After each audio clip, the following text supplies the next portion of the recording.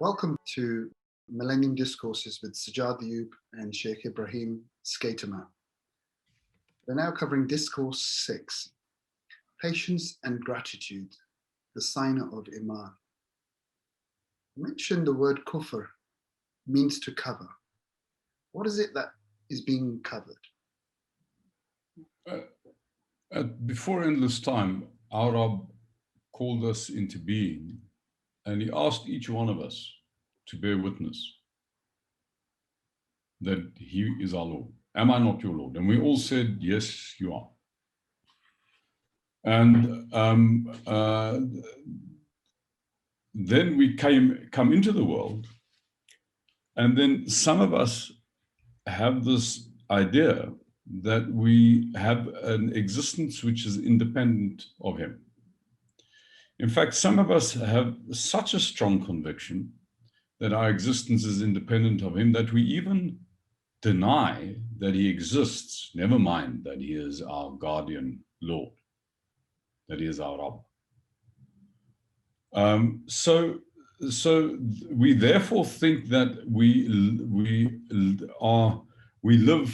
exist not as part of an organic continuity, a oneness that holds all things together.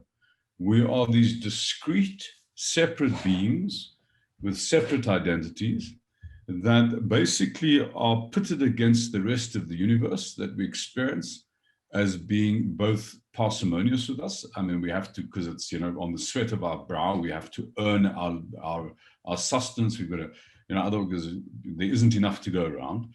And not only that, not only is scarcity the order of reality, but the universe that we're in is immensely threatening. And these are two very reasonable responses of a being who thinks that he exists independently of the world. There's and it's just purely an implication of size. If I consider the contrast between me and everything that isn't me, then it presents itself as vast and alienating and empty, not full. I mean, there's emptiness out there, so it's not surprising then that if I think I exist independently, I'm a fearful being. And I'm a being then that spends a lot of effort needing to defend myself and my boundaries. So what is being covered is this insight, this experience that I actually don't exist independently of what isn't me. I exist as part of like an organic continuity. There's like which produces me almost like an eddy in a stream. I mean, if you were on the bank of a stream and you were watching the water flow, and maybe the flow goes over a rock where it produces a disturbance or an eddy, then it looks as if that place in the stream has an independent existence from the stream, because you can actually delineate boundaries. You can see there's a place where the disturbance, the wave starts at the front of this rock, and there's a place behind it where it ends. So there's like there's definite form to that disturbance. But the form of that disturbance does not exist independently of the stream. If the water that produced that disturbance didn't continue coming in and going out from it, the disturbance wouldn't be, you wouldn't see a thing. So just so it is with you and with me, you don't exist independently of the world around you. There's things that aren't you, have this almost rush through you, just like the water going through the eddy, that produce you. The air that you breathe comes from other than you. The food that you eat comes from other than you. The minerals that make up your body comes from other than you. In fact, it's scientifically true that your whole carcass is going to be replaced within a certain period of time. I'm not entirely sure what the time frames are, but it's like surprisingly short, like within 7 years, there won't be a single atom in you that was there 7 years ago. So who on earth is Sajjad?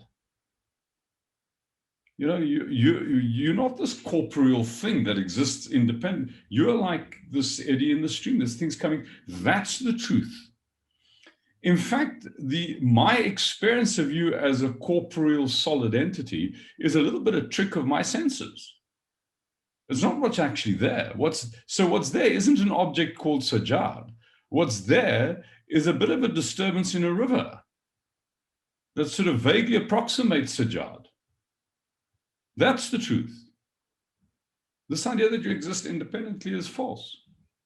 And so we say what's being covered. What's being covered is the fundamental truth of the oneness that basically unifies all being, and we call that oneness Allah. You know, that's what's being covered. And one of the ways in which that gets covered is by the flagrant denial, which is actually, I still find it astonishing that anybody could do this, that he even exists. You know, it's like there's no fundamental ground of being. There isn't the real that all things come from. It's not there. It's completely bizarre. So that is the covering. Thank you for that. I'm going to change my name to Stream from now on. You were saying that kufr is really a state of having no trust that things will work out. Can you elaborate on that? So this is it's an implication of what we've just discussed before, because when I think I exist independently from the world, I have a problem. And the problem is, how do I account for the fact that I'm still alive? Because logically, it is the nature of that which is overwhelming to overwhelm that which is small. And I am, no matter how much I try to aggrandize myself, all that I have to do is go and step outside my door and have a look at the stars at night to realize that I am stupendously small. I am like shockingly small. I'm like, you know, just inconceivably small. And it's the nature of that which is very small. When that which is very small apprehends that which is overwhelming, it's the nature of the overwhelming to overwhelm that which is small. So I've got a real problem when I think I exist independently of this drama that I'm looking at, because I'm now a very small being confronted by that which is truly frightening, which means it's really difficult for me to trust it.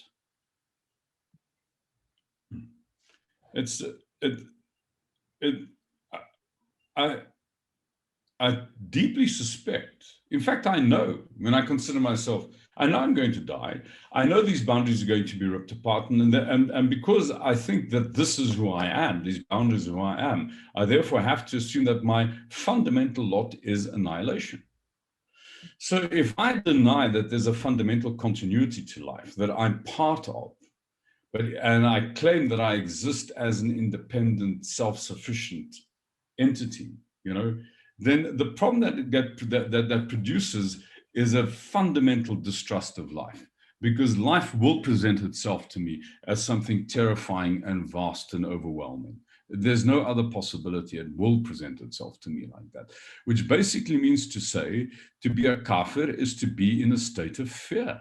It cannot be otherwise, because it means to say that you're looking out at a vast universe which is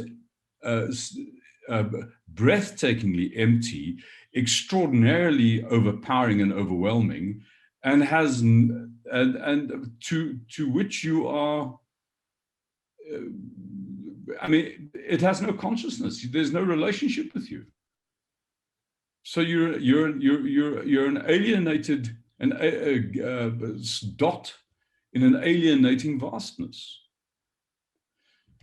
If, however, you use a little bit of reflection and you say, well, listen, it's inconceivable that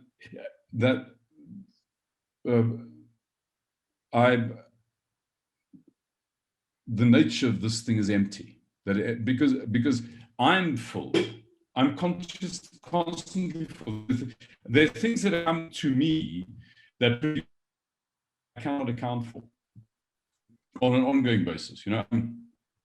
Not only can I not account for the processes that allow me to metabolize, but all the ingredients of metabolizing the food that I eat, the oxygen that I breathe, the water that courses through my veins, all this incredible concert of stuff that produce my life, I cannot account for. So, in other words, this thing isn't empty, it is full. And it is full, not just in an abstract sense, it's directly full with regard to my best auspices, because it gives me. Not only is it full with my best auspices, but it withholds the catastrophe from me. I mean, there's how many things could kill you right now? I mean, there's an incalculable number of things that could kill you right now.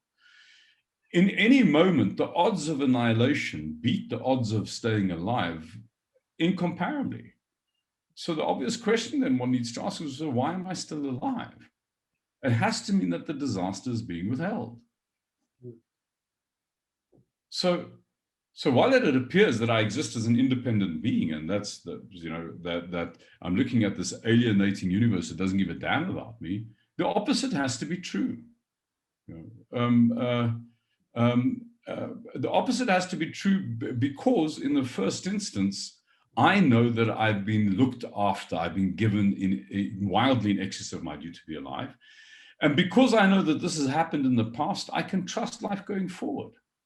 I know that I will be given, and I know that the catastrophe is constantly withheld from me.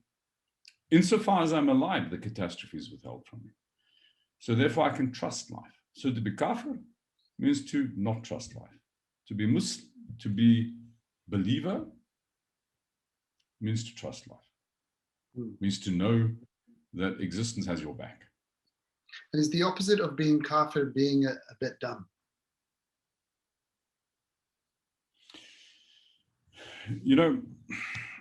Again, so we made this, we had this discussion yesterday. So I've my mind has changed. I mean, I wrote this. This is 20 years ago.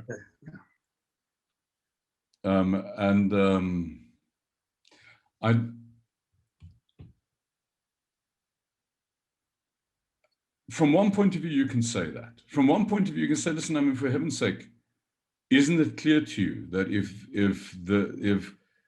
the universe was not your ally, you couldn't be alive? I mean, isn't that obvious? I mean, if just consider its nature. I mean, if this vast thing didn't actually conspire and collude through incredible mechanisms to produce you, how could you be here? So in a sense, to say it is blind fate that produced you here, there's something, in my experience, not very intelligent about that. But I have to say that over a period of time, I've met some really exceptionally intelligent people, unbelievers, who have ingenious ways of defending the indefensible. So, I mean, I get people that come up, it's so obvious, and yet, I mean, there's this, so most believers in the world will refer to this issue of design that's implicit in all creation to suggest that this has to mean there has to be a designer. I mean, that if you look at a tree, because there's a sense of design. If you say design, design isn't arbitrary. I mean, if you took my hand and you submitted it to arbitrary kind of violence, it wouldn't be a hand anymore. It'd just be some mush and bone. It wouldn't be, but it's if you respect the design, you have to then say, well, it's not arbitrary. There's a deliberateness to this thing's shape. So design produces an immediate understanding and experience of deliberateness, of a conscious deliberateness that sits behind it. Now, I still don't quite understand how they do it, but I've come across kuffar who say, no, exactly the opposite is true. The design is the outcome of blind fate. It doesn't mean that there's a creator. It doesn't mean that there's an intelligence that sits behind. And they argue it very eloquently. I wouldn't say that being kafir is necessarily being a bit dumb, but I think to be kafir convincingly, you need to be exceptionally intelligent, because you need to outwit some very clever arguments. Thank you. Everyone's chasing happiness. What do you say it's a function of?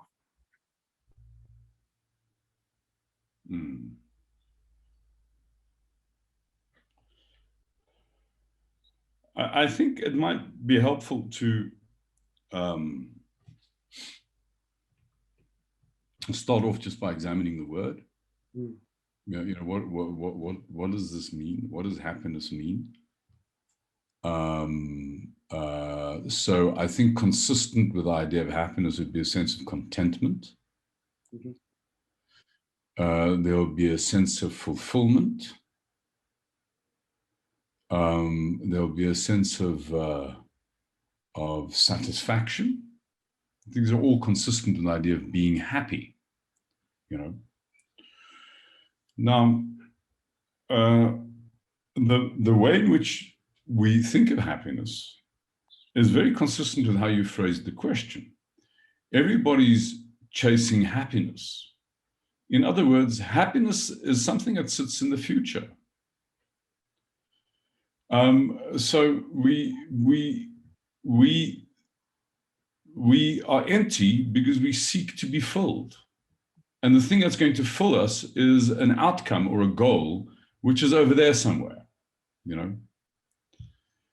Now, there's a number of stories that I can think of that actually demonstrate how bizarre this idea is. But there's a very clever one that Eckhart Tolle speaks about, and he speaks about this. I think it's the beginning of The Power of Now. He has this metaphor. He says that a man is a beggar sitting in a market on a box. And a man walks past the beggar, and the beggar says very miserably, would you care to spare me some change? And the man says to the beggar, well, I don't have any money on me, but have you ever looked at what's in the box? And the beggar said, no, it's just an old box. It's always been here. So the man says, well, but take a look. So finally he convinces the beggar. The beggar gets up, opens the box, and there's this king's ransom of a treasure in the box that he's been sitting on his entire life. We're like that. We're looking out for the thing that we're sitting on. We're looking over there for the fullness that is already our birthright. Because what does fullness mean? What does it mean to be satisfied? It means to I have had enough. And to be more than satisfied is to say, I've had in excess of my due. I mean, to be dissatisfied means not only that I haven't had enough, but I haven't had my due. I need to be given more. So if we say, well, is this true? Let us examine our lives. Then it's the same refrain that we've been beating the drum of, this entire process, is that, well, yes, you have been given wildly in excess of your due. If you saw things as they are, you would recognize that you've not actually deserved the totality of what you've got. It's not possible. There's what you would have earned with all of the endeavors of your life are a minuscule subset of all of the conditions that are necessary to produce your life. You must say, but I'm a doctor. I've studied very hard. I went to university. Oh, really, doctor? And where does the brain come from that allowed you to study? And where did the whole process of developing you and educating you that put you at the day one at the university that allowed you to study? But did you produce any of that? Did you produce the society that gave you the schooling? Did you produce the physiology to be able to study? No. So the thing that you brought, the little bit of sweat over 6 years, is a tiny fraction of this ocean of blessing that has made that possible. Which means to say, if you saw the matter as it was, you're already full. You've already been given, if you're not satisfied with this thing, satisfied means I've been given enough. In fact, more than satisfied, deeply happy, deeply satisfied, deeply contented, deeply fulfilled, I have been filled, is to recognize just how stupendously things have gone right in my favor and have made my life possible. So we're looking at the wrong direction if we seek to be fulfilled, you see. We're looking over the hill. We're looking over there. We shouldn't be looking at the future. All that we need to do is look at the past. And then you discover, but the fullness is already there. You don't need to be, you don't need to experience yourself as an emptiness that seeks to be filled by doing things new. In fact, you can choose to see things as they are, and then to recognize, actually, you're already full. You're a fullness. You're an overflowing thing. That doesn't mean to say you don't do anything, but your action then has a completely different character. Your action is then no longer the character of a slave and a knave, because trying to manipulate stuff out of life to get the outcomes that you want. In fact, you're not interested in the outcome. You're acting to act. I'm not doing something, giving you something to engineer or manipulate something to my benefit. I'm giving because that's what I'm giving to give. I'm giving to give away. So one of the attributes of a person who's truly full is that they give to give away. A fulfilled person gives to give away. Insofar as a person is still chasing fulfillment, they give to produce an outcome. And they will never get the fulfillment because the lack of fullness doesn't sit in the thing they're trying to chase. It sits in the structure of how the intent works. As soon as you say, I'm doing this to get that, you're by definition dissatisfied. So our endeavor on this path is to do the work that's necessary to shift our experience of our lives and the experience of our intent from an emptiness that seeks to be filled to a fullness that empties. And that's fundamentally recalibrating how we look at existence from understanding that we've already been given in excess of our due, and our lives do work stupendously with actually not too much interference from our part. We either have that view or we have a view that it's all a disaster and I've got to make it work, and isn't it so exhausting? Right.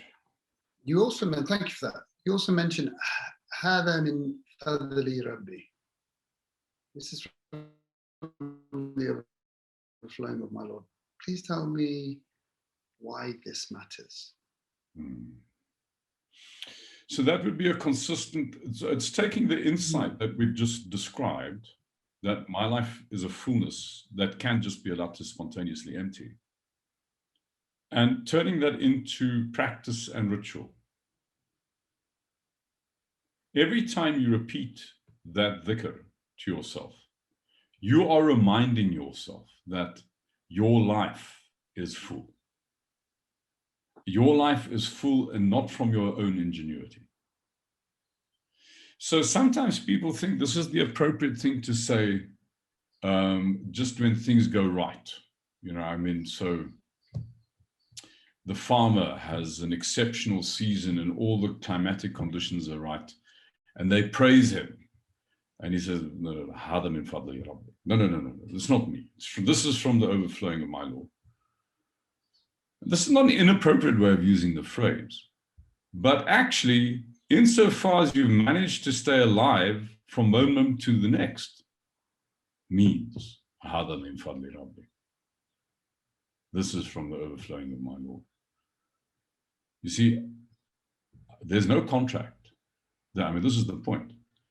All of the things that we've indicated before that have produced who you are, that continue to produce who you are, all of the blessing, all of the food, all of the energy, all of the catastrophes that get withheld from you, that produce who you are. There's no contract that you've undertaken to earn that. You didn't come into this world with an invoice stuck to the front of your forehead. Ability to metabolize sugar, so many pounds. An ability to kind of to masticate so many. No, it was all given to you. There, free, gratis, and for nothing. Hada min fadli Rabb. On that note, this is the conclusion. Thank you for joining us. Thank you.